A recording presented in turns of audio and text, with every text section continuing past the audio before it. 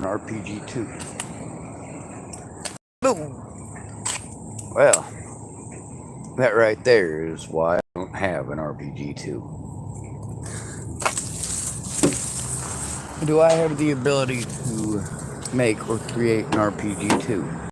Yes, I absolutely do. It's something that, if I wanted to, I could probably do so in an afternoon. It's just stupid.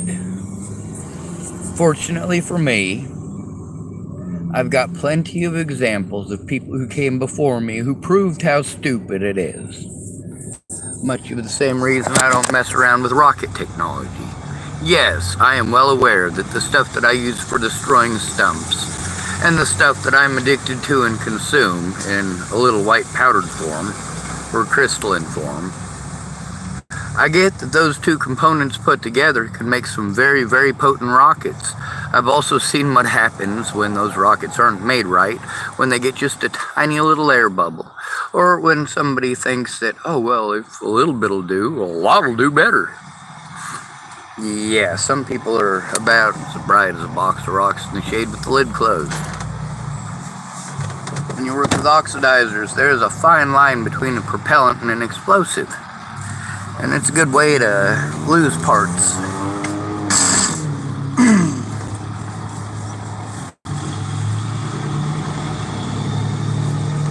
When it comes to RPGs, you don't have to go with the standard size like most of the world does. Most of the world does that so that they can, well, interchangeably use ammunition. Warsaw Pact nations use Warsaw Pact weapons and Warsaw Pact caliber ammunition for those Warsaw Pact caliber guns. Similar to NATO, same thing. If you don't have M16s or M16 variants and haven't used M16s or M16 variants, then you're probably not a NATO nation.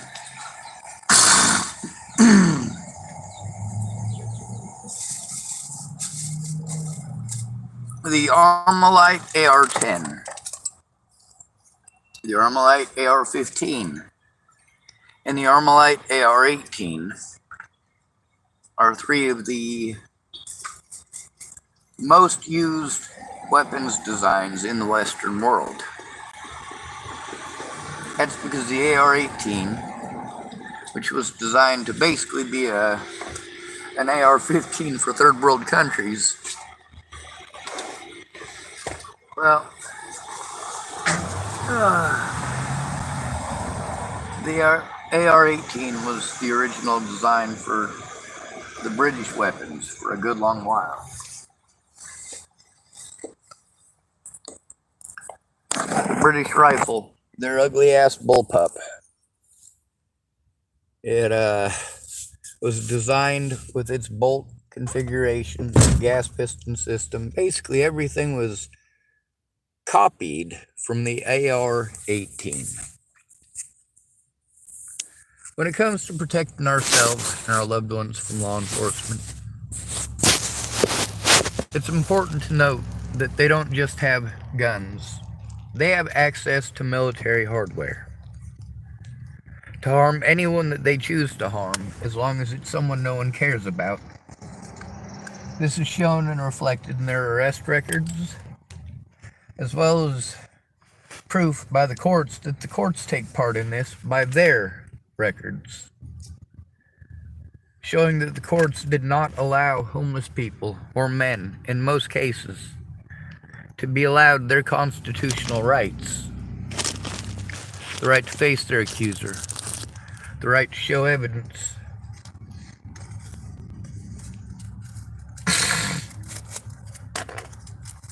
In many cases, men are denied the right to even turn in a crime committed against them. To do so is treated as if it's heresy. We got things tough enough. With the police and their war on the poor, which has existed the entirety of my life, it is evident that the poor need to be more armed, not less armed. However, when you target the poor, and of course for a poor person you call them mentally ill and you pretend like they're dangerous and they're out to hurt people and you don't want them accessing firearms. Whereas if it's a rich person who's severely mentally ill, like Donald fucking Trump, you're like, yeah, hell yeah. You'll allow him those guns. And his friends those guns. Any of them rich bitches. The term mentally ill means, oh, well, anything that you say means that you're trying to victimize this poor, innocent, rich son of a bitch. Oh, how dare you target our poor, innocent lobbyist. Dear Jesus, God Almighty. Where the hell have I moved to? The Twilight Zone? The United States? Fuck. Hard to tell the difference this day and age. We got a lot of women who are telling themselves, hey, you know what? I'm a good girl. I'm a good girl, and it's not fair. It's not fair that I can't get a man. It's not fair that men don't pay attention to me. It's not fair that men won't look at me. It's not fair that when I need help, men aren't going to help me the way that they helped in previous generations.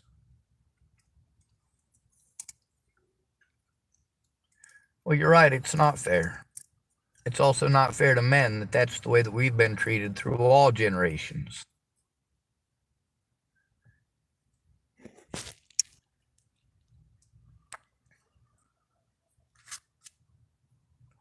Humanity is not gender specific.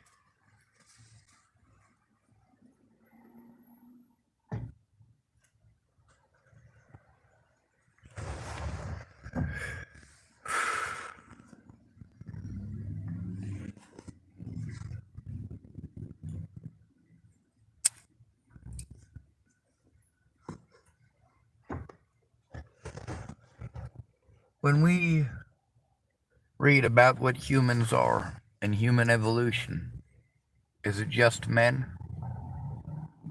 No.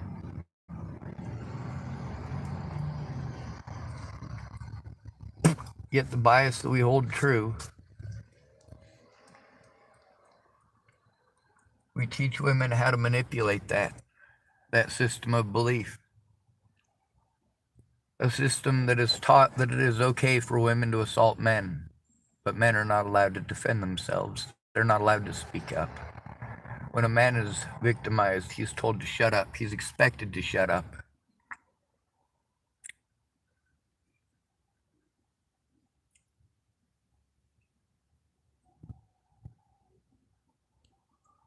Boys start killing themselves at 5 times the rate of girls at the age of 15.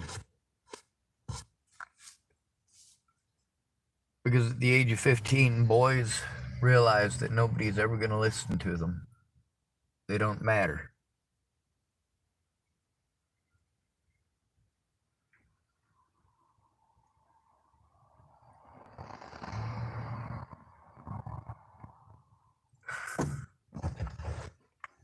So there's one boy that killed himself that was pretty popular at his school. He was pretty tall, he was athletic, had a good build.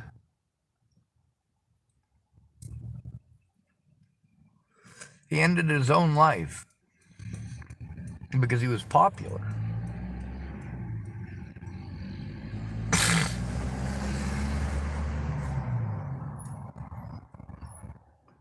When the girls are vying for popularity by trying to date you,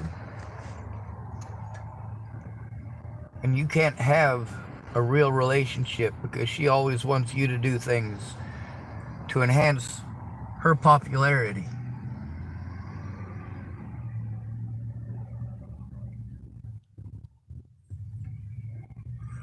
Popular guy, was nice to everybody. He wasn't just tall, he wasn't just good looking, he wasn't just athletic.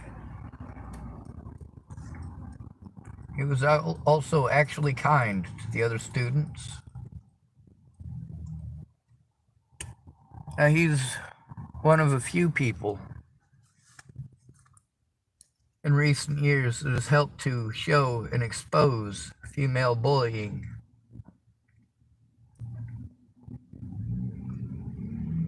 Boys with their whole lives ahead of them, right? All destroyed because a girl wanted to be popular.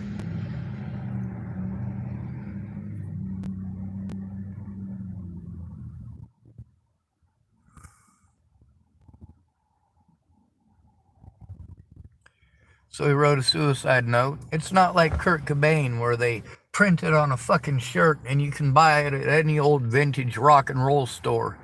Hey man, you got a copy of Kurt Cobain's suicide letter?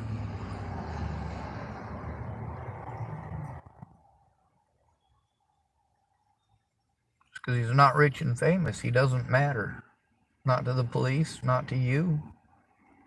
Certainly not to you. He's not blonde-haired and blue-eyed. He's no Gabby Petito.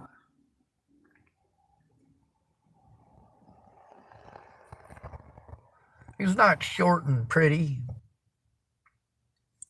like Alicia Bollinger and Natalie Bollinger.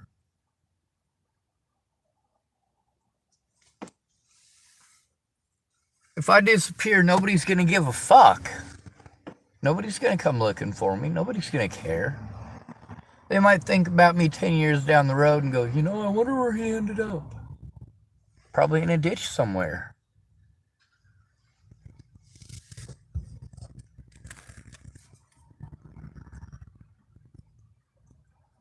I don't matter.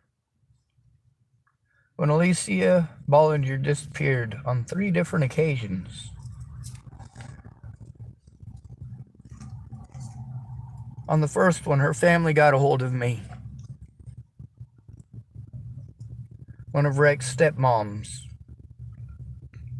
to try to get me to get the word out about Alicia Bollinger missing. The other 2 times it was over Bobby Forrest getting a hold of me and saying, hey man, Alicia Bollinger's gone missing.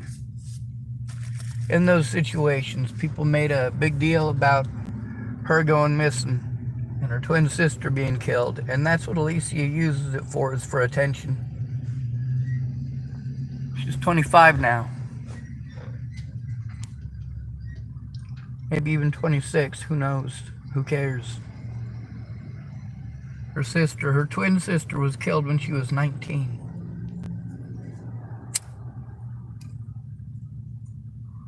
Because popularity is what matters, even to the police.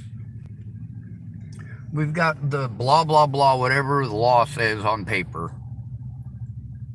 that no cop really actually truly gives a shit about, and most of them are pissed off it exists because it's standing in the way of them doing whatever the fuck they want.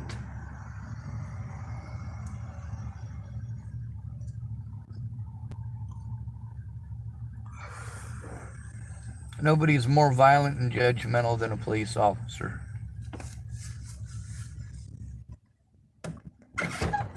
Police officers get to pick and choose whether or not they look at evidence or allow a victim to make a report.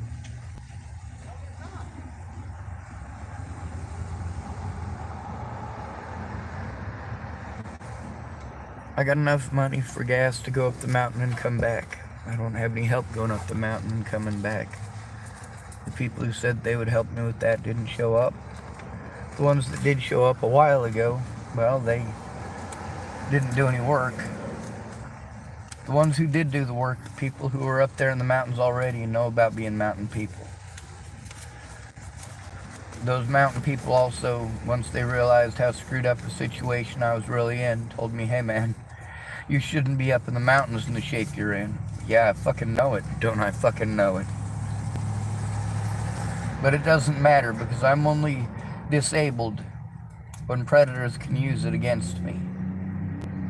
And then I'm only intelligent when they can use that to pretend that I'm not disabled. Because then they don't have to, in their minds, allow me the rights of a disabled person. Well, they also don't allow me the rights of an intelligent person. My rights as an American and as a disabled person are supposed to overlap. But they don't, do they? The way the law is written, it's supposed to, but the way that they use it in practice is entirely the opposite. Like officers, when you have to turn in an officer and you're sent to their department to turn them in to their own department, And their friends at the department come and they're not going to investigate shit. They're going to send you in fucking circles of all sorts of other agencies. And you call these other agencies. You're like, hey, I'm trying to some deputies with the Arapahoe County Sheriff's Department. They go, oh, well, you have to go to the Arapahoe County Sheriff's Department to do that. You have to turn that into their superiors. So you try to set it up to meet with their superiors and they blow you off for 6 months. Meanwhile, those officers are allowed to harm you anywhere that you go. I've seen officers in the wrong jurisdiction on multiple occasions since Natalie was killed.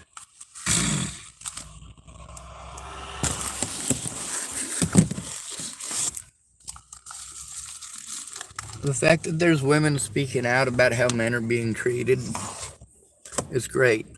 There are women who are being quite outspoken about that.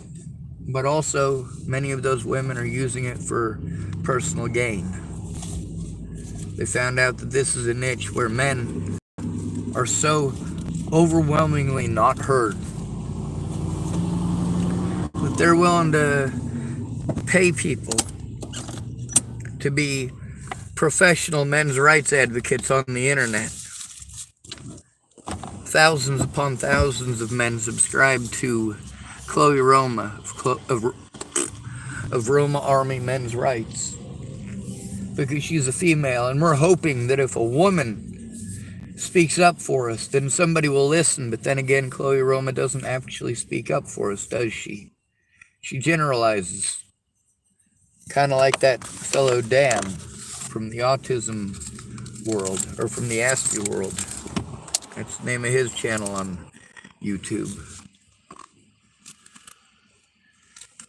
I've been complaining about how he avoids the big issues, and since then he's been starting to post up about some of the big issues. But he's still avoiding the most important ones, the level of abuse that we endure, and the fact that we are gaslighted and treated as if no matter what abuse we endure, we had chosen it for ourselves. That somehow it's our fault for being different. Well, it's not our fault. It's not our fault that you harm us. It's not our fault that you make the decisions that you make. It is not our fault that you abuse us and that you make excuses that were shown to be wrong in the 90s. But yet, our autism advocacy, supposed autism advocacy, is coming from places like Autism Speaks, where not a single board member is autistic.